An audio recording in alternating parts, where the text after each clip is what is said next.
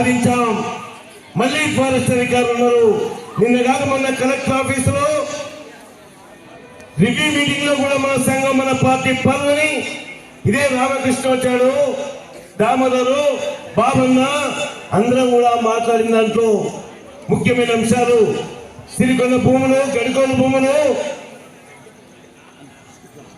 అంటే నేను ఎందుకు చెప్తున్నానంటే క్రీడాకారులారా, మీ పట్టుదల గెలుపు కోసం ఏ విధంగా అయితే ఉందో, మీ తల్లిదండ్రుల యొక్క శ్రమని, మీ తల్లిదండ్రుల యొక్క కష్టాన్ని దోచుకుంటున్న వారిని ఓడించడానికి, వారిని మట్టి పెట్టడానికి, వారి సమాధి కట్టడానికి మీరు పోటీ పడాలి, మీరు ఆలోచించాలి అని చెప్పేసి ఈ సందర్భంగా విజ్ఞప్తి చేస్తా ఉన్నా.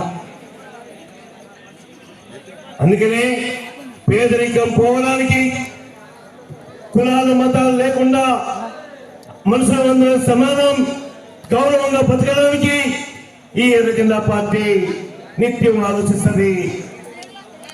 అందుకని అన్నలు సంక్రాంతి పండుగ సందర్భంగా సిరికొండ మండల కమిటీ, గడికోల గ్రామ కమిటీ ఊళ్ళల్లో, పట్టణాలలో, హాస్టల్లో ఉన్న పిల్లలు వస్తారు, వాళ్ళని ఆలోచింపజేద్దాం, వాళ్ళని సంతోషిద్దాం చూసి అని చెప్పేసి కరెక్ట్ సంక్రాంతి పండుగను చూసుకొని ఈ క్రీడల్ని ఏర్పాటు చేశారు.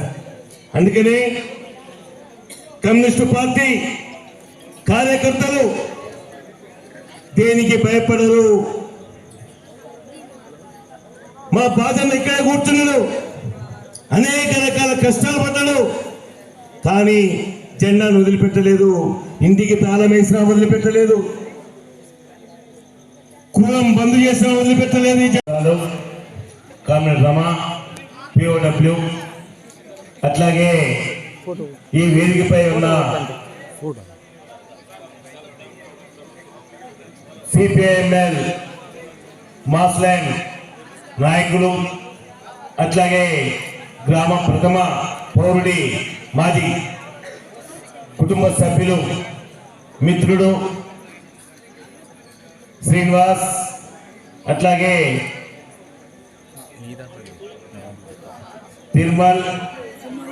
తిరుమల, అట్లాగే ముఖ్యంగా ఈ 2 రోజులు మన పీడీ గారు, పీఈటీలు, మల్లేశం సార్ కానీ, వాసు గారు కానీ, ఈ స్కూలు పీఈటీ నవీన్ సారు చాలా కష్టపడి ఏలాంటి చిన్న వివాదం లేకుండా ఆటలు ఆడిపించినందుకు పార్టీ తరఫున నేను ఉద్యమ అభినందన తెలియజేస్తా ఉన్నాను. మిత్రులారా, మీ అందరూ ఎప్పుడు తొందరగా బహుమతులు ఇస్తారా, మేము వెళ్ళిపోవాలని చెప్పి చూస్తా ఉన్నారు. నేను ఉపన్యాసం నిర్వహించుకోలేదంటున్నారు. రైట్, మీ కోరికనే మన్నిస్తాం. 2 విషయాలు ఎక్కువ చెప్పదలుచుకోలేదు. ఏదైతే మన మిత్రులు చెప్పారో, ఈరోజు ఒక డాక్టర్ చదవాలన్నా, ఒక ఇంజనీరింగ్ చదవాలన్నా ఎవరితో పోటీ పడాలి. ఈ రోజు మనం వాలీబాల్, కబడ్డీ పోటీ పడుతూ గెలవాలి అని చెప్పేసి అనుకుంటున్నామో, మరి ఆ రకంగా పోటీ పడడానికి మనం సంసిద్ధంగా ఉన్నా ఈ రాజ్యం ఆ అవకాశం ఇస్తుందా అని ఒక్కసారి మీరు ఆలోచించండి మిత్రులారా. ఒకటి ప్రభుత్వ కాలేజీ ఉంటే 50 ప్రైవేట్ కాలేజీలు ఉన్నాయి. ఈ ప్రైవేట్ కాలేజీలో చదువుకునే స్తోమత మనకుందా? చదువు కొనుక్కోవడానికి మనకు ఆ స్తోమత ఉందా? ఆలోచించండి. మీ తల్లిదండ్రులు వ్యవసాయం పైన ఈరోజు ఈ దేశం 65% పైన ఆధారపడి జీవిస్తుంటే, ఒక కిరాణా షాప్కి వెళ్ళి అగ్గిపెట్టే కొనుక్కోదలుచుకుంటే మనం ధర దుకాణ పోటీ చెప్తామా, మనం చెప్తామా? అగ్గిపెట్టే తయారు చేసిన వాడు ఎంత పెట్టుబడి పెట్టాడు, ఎంత ఖర్చు వచ్చింది, ఎంత అమ్ముకుంటే లాభం వస్తుందని చెప్పేసి వ్యాపారి ధర నిర్ణయిస్తాడు. ఆ ధర నిర్ణయించిన కాడికి మనం కొనుక్కోవాలి. కానీ మీ తల్లి మీ తండ్రి ఎండలో వానలో కష్టపడి పండించిన పంటకు నేను ఒక ఎకరాన ఇంత ఖర్చు పెట్టినా 10 క్వింటాలు దిగుబడి వచ్చింది, ఇగో ఈ ధరకాడికి వెళితే నేను కొనుక్కుంటే లాభం వస్తుంది అని చెప్పేసి చెప్తే ఏ దుకాణం పోలేదా కొంటాడా? ఆలోచించండి. మరి ఆదాని అంబానీ వేల కోట్లకు లక్షల కోట్లకు ఎట్లా సంపాదించాడు? మీ తండ్రి తల్లి 10 ఎకరాలుంటే ఈరోజు 5 ఎకరాలకు ఎందుకు తగ్గింది అని ఆలోచించమని చెప్పేసి క్రీడాకారులు కోరుతా ఉన్నా నేను. దీనికి మూలం ఎక్కడుంది? అందుకనే ఇక్కడ ఉన్న 5 అమరవీరులే కాదు, ఏదైతే నైజాం సర్కార్కి వ్యతిరేకంగా పోరాడి వేలాది మంది అమరత్వం పొందారో ఆ పోరాటంలో కులం లేదు, మతం లేదు, దోపిడీని మాత్రమే వ్యతిరేకించాలని చెప్పేసి, దోపిడీ మాత్రమే సమాధి కట్టాలని చెప్పేసి పోరాడేవి. అమరవీరుల స్మారకార్థం నిన్న ఈ రోజు 2 రోజులు ఈ క్రీడా పోటీలు నిర్వహించుకోవడం జరిగింది. అయితే ప్రధానంగా ఈ క్రీడల నిర్వహణ ఎందుకు పెట్టాల్సి వచ్చింది అనుకుంటే, వాస్తవంగా ఈరోజు యువతరం మొత్తం అనేక రకాల వాళ్ళు అసలు ఎక్కడికైతే గమ్యం చేరాలో ఆ గమ్యం చేరకుండా పక్కతో అవుతున్నటువంటి పరిస్థితి ఉంది. తీసుకొచ్చి వాళ్ళను అలాంటి వాటికి దూరంగా ఉంచే విధంగా క్రీడల్లో వాళ్ళు మరింత ముందుకు పోయే విధంగా ప్రోత్సహించాలనేటటువంటి ఆలోచనతోనే ఈరోజు ఈ గ్రామీణ క్రీడలను నిర్వహించడం జరిగింది. అయితే మనం చూస్తున్నాం ఈరోజు ఎక్కడ చూసినా క్రికెట్ బెట్టింగ్ కోట్ల రూపాయలలో బెట్టింగ్లు పెట్టి చివరికి ఆత్మహత్యలు చేసుకుంటున్నటువంటి పరిస్థితి కూడా మనం చూస్తున్నాం. కాబట్టి అది ఉన్నవాళ్ళ ఆట. ఒక్కడు ఆడుతున్నాడు, వాడు కోట్లు సంపాదిస్తున్నాడు, చూసేవాడు కోట్లు పోగొట్టుకుంటున్నాడు. కాబట్టి అలాంటి క్రీడలు మనకు అవసరం లేదు. గ్రామీణ ప్రాంతాల్లో ఉన్నటువంటి అందరూ కూడా ఈ క్రీడల్లో ఉంటేనే వాళ్ళు ఆరోగ్యంగా ఉండటానికి అవకాశం ఉంటుంది.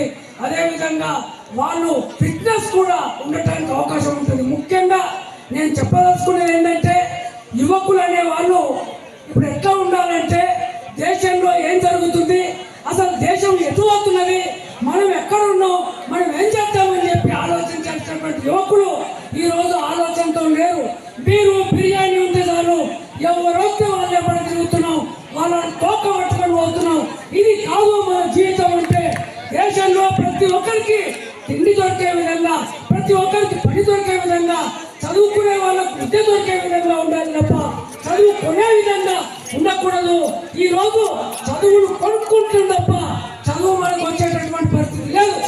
ఎక్కడ చూసినా ప్రైవేటైజేషన్, ఎక్కడ చూసినా పెద్ద పెద్ద కార్పొరేట్ కంపెనీలు వచ్చి మొత్తం మనల్ని బానిసలు చేస్తున్నారు.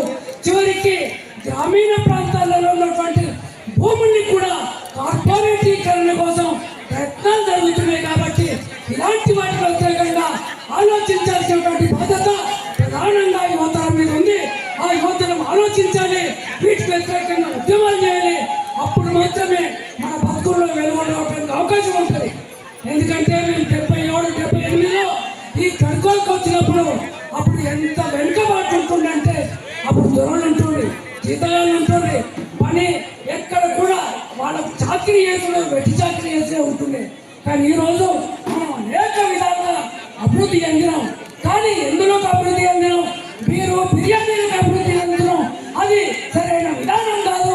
వాళ్ళు ఎంతో కష్టపడి మనల్ని ఈ స్థాయికి తీసుకొస్తే మనం ఆ పద్ధతుల్లో ఆలోచించకుండా వేరే పద్ధతులు ఆలోచిస్తున్నాం. కాబట్టి ఆ ఆలోచనల నుంచి మనం బయటపడాలి.